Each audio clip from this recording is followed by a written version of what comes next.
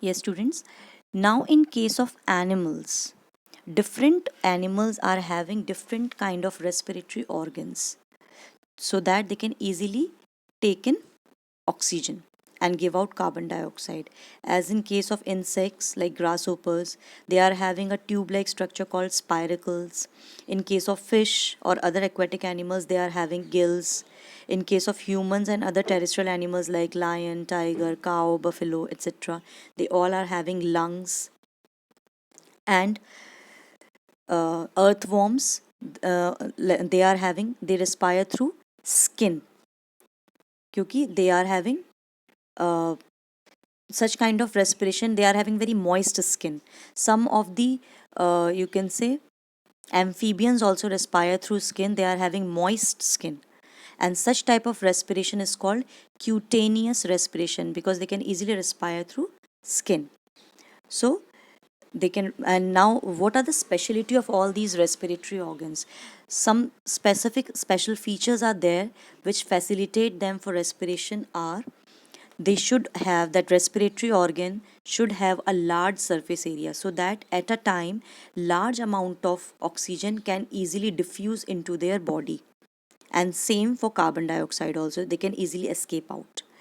Then blood vessels, all these respiratory organs are richly supplied with blood vessels so that whenever gases diffuse into the body, they quickly get mixed up with the blood, and blood quickly diffuse them or transport them to all the parts of their body. And thirdly, the organ should be thin walled. इतना thin walled होना चाहिए वो, उसमें इतना कम cells होने चाहिए, cells should be only मतलब very less amount of cells should be there so that it can be easily diffuse into, gases जो हैं वो ईजिली पेनिट्रेट कर जाएं ब्लड में.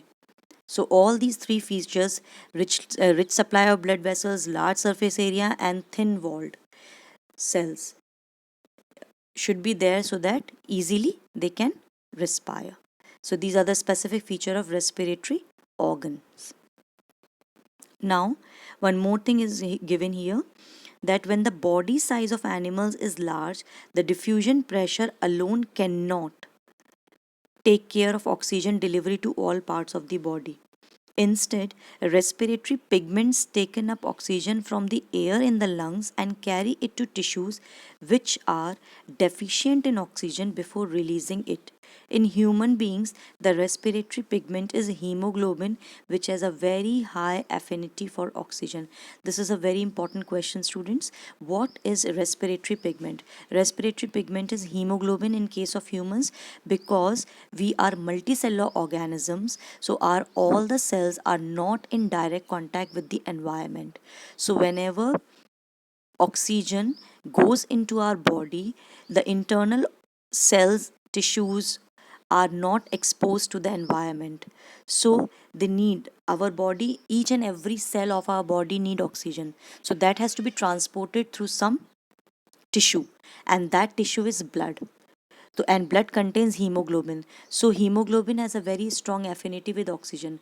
So as soon as that oxygen reaches to our blood, hemoglobin combines with the blood. Around 4 oxygen atoms combine with the with one atom of hemoglobin, with one molecule of hemoglobin, you can say, and that form oxyhemoglobin compound, and that reaches to all the cells of the body. This is how it does. Then come to the human respiratory system.